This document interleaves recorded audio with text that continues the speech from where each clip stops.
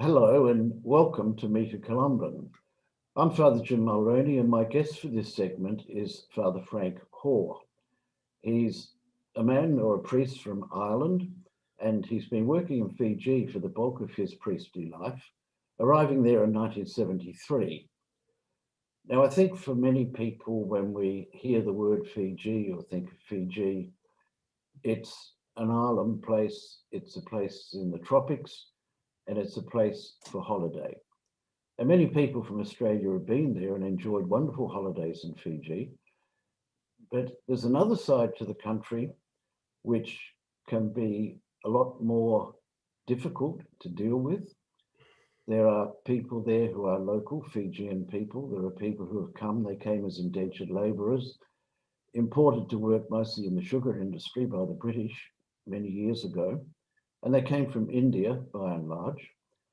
And Frank has worked with both the Fijian people and among the Indian people. He speaks Fijian, he speaks Hindi. And as we welcome you, Frank, could you begin by telling us something about the way the Indian people and the Fijian people relate or are divided? Or how would you summarize that relationship? Mhm. Thank you, Jim. Yes, when I arrived here in 1973, the population, the numbers of the ethnic Indian people were slightly more than the indigenous Fijian. It was about 50 to 46%. And they're very different because the indigenous Fijians are all Christian, mostly Methodist, with about 10% of the total population is Catholic. And the Indo-Fijian people are split some similar way. The majority are Hindus, and then about 10% of the population at that time were also Muslim. So you have those language differences, you've got the cultural differences, a lot of cultural differences, and you have the religious differences. So if you like, the seeds of diversity and even of dissension were there since the two groups were brought together. Now, this came to the fore, I think, during the coup d'etat back in what, the 1980s? In what way did the division between the two peoples affect the politics and running of the country? Okay. Well, that's a complicated one. I won't go into detail, Uh, but I think I can say that the the European small European community allied itself with the indigenous Fijian community, and the hope was that they would always be in power, and that the Indo-Fijian group would be always in opposition. But it happened in 1987 that the Indo-Fijian political party won the majority in the election, and then a month later, the army, which was mostly indigenous Fijian, took over. Now, I'm not going to ask you what your political preference would have been, but you have worked very closely with the Indian people as well as the Fijian people. And could you speak about something towards the aspirations or the hopes that the Indian people have?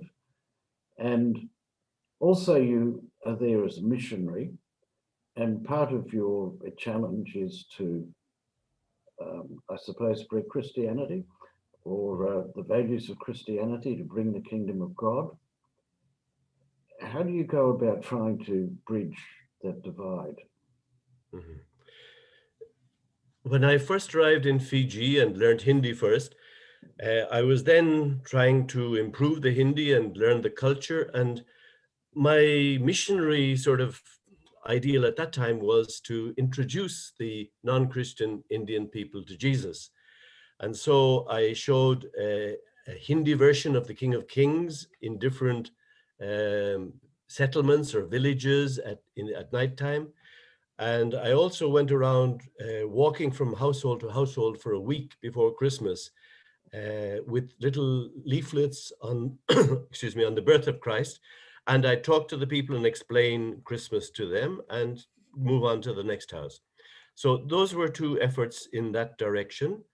The the uh,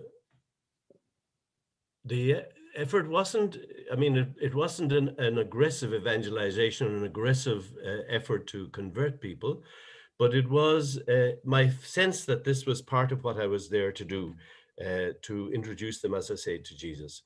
Now, after the coups, the challenge seemed different. The challenge then seemed that how do we bring about some kind of reconciliation, mutual understanding, and peace between two peoples that are quite different, and that in a sense are in competition for power in the same small country. So luckily, our Columban group at that time agreed that reconciliation would be our goal.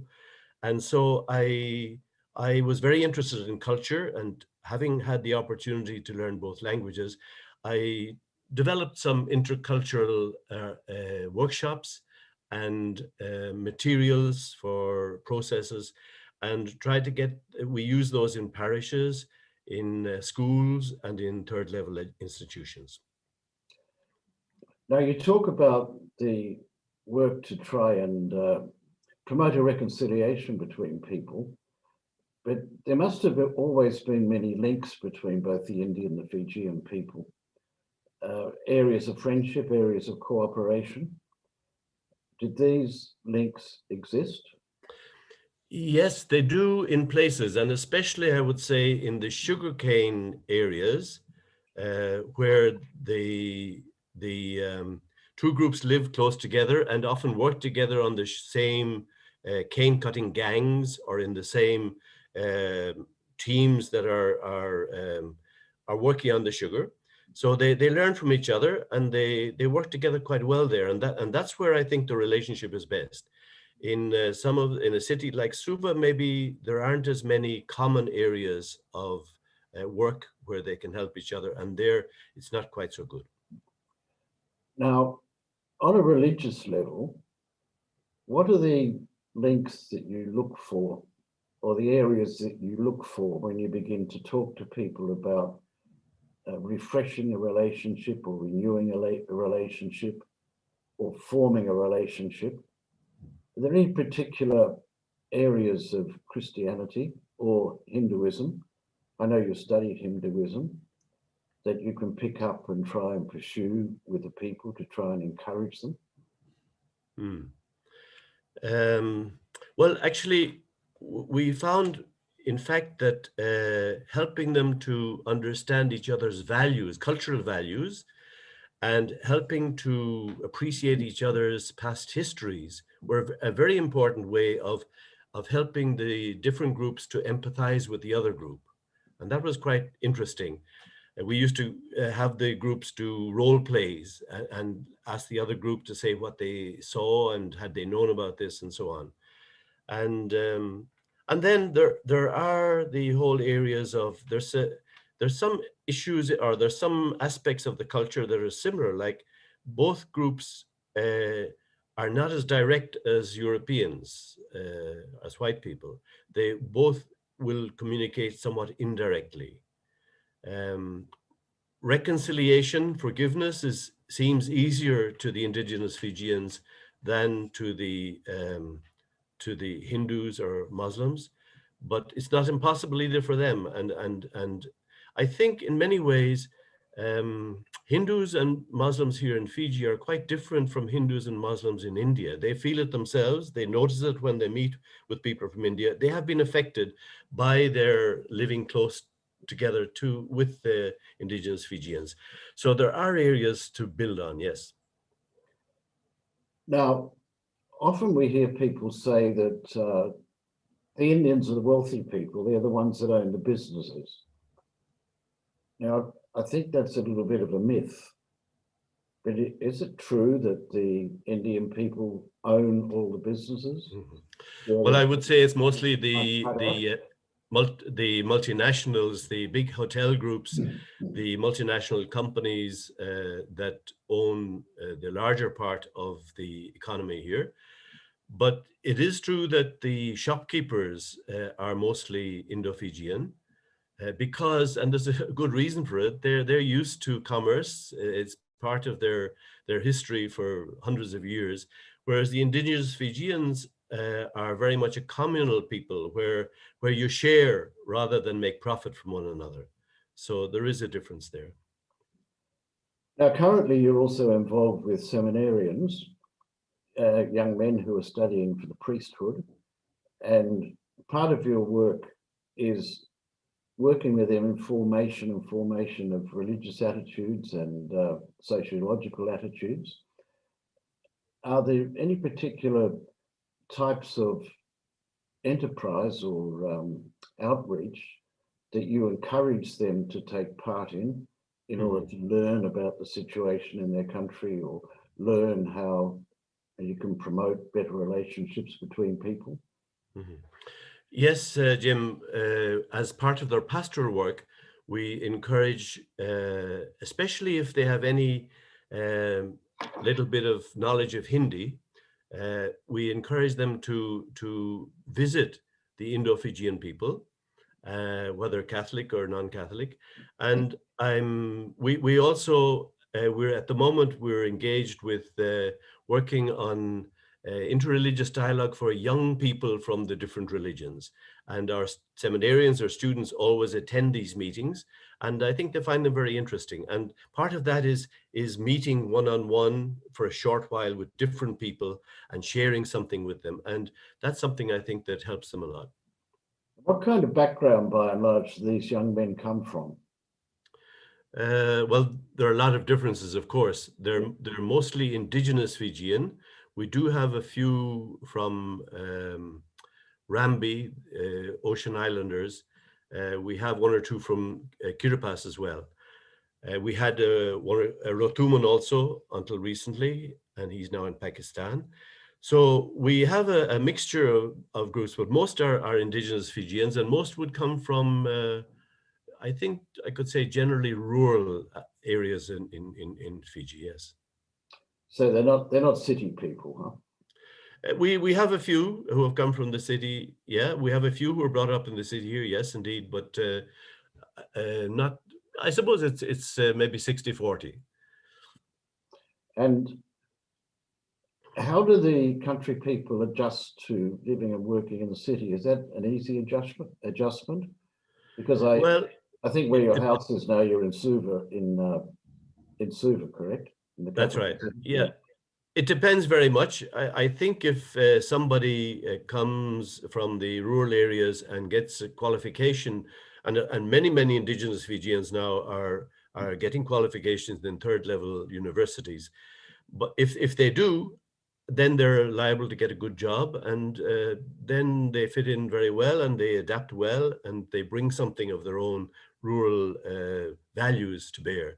However, if they come because of wanting to escape the village life and to enjoy the bright lights of Suva, they often end up in informal settlements, unemployed, get involved in perhaps in drugs or other nefarious activities, and so there are problems then. So it depends very much on really how they come to Suva, I think. Now, the young men that come to join the Columbans, I presume they don't get stuck in that kind of a life, but they're also being prepared to work overseas and not to remain in Fiji for the rest of their lives. What sort of attitudes do you try and sow in them in order to prepare them to go and work in somebody else's land or somebody else's country in a different culture? Yeah, well, one indirect way, and it's always good to be indirect here in Fiji, is by involving them in vocation promotion, where they present the attitudes and values that missionaries need when they leave their own country, that they must learn another language, they must respect the culture they're going to, they must realize that the Holy Spirit is there before them, and then they find ways to make friends. And from that, then there can be a dialogue, a salvific dialogue, a transforming dialogue on both sides. Now, You've been in Fiji for a long time. You've had a long experience in that country. Do you hold any hopes for the future? Do you have a vision of where the country might go and how the country might prosper? Yes. I suppose I'm very much aware, first of all, that at this time, with the sort of technology and media, social media that's around now, and also with the problems around employment and with the drift to the cities from the rural areas, there are a lot of challenges facing, especially I think the Indigenous Fijians, facing their culture. We're very lucky to have a very progressive Archbishop here at the moment who leads in the areas of care for the environment and the sea, which is so important to Fijians, and also to the whole question of mineral extraction and other areas where the environment can be damaged. So that's something I think that, and he is making great strides in helping not just the Catholic people, but the people generally, and especially I would say the Christian people, to be aware of this as a very important goal for the future and a vision for the future. This idea of not allowing the country or the world, indeed, and we make our own little contribution to preserving and sustaining the world. So you're hopeful about the future of Fiji? Yes, I think so, because even though we've had those coups d'etats, we were very fortunate, but also blessed that very little loss of life happened. And there is still going on a dialogue at all levels here. And I think that people are aware of how lucky we are to be in Fiji, what a wonderful place Fiji is, and are becoming increasingly aware of the riches that all the cultures bring to it. So yes, I would be hopeful for the future for Fiji.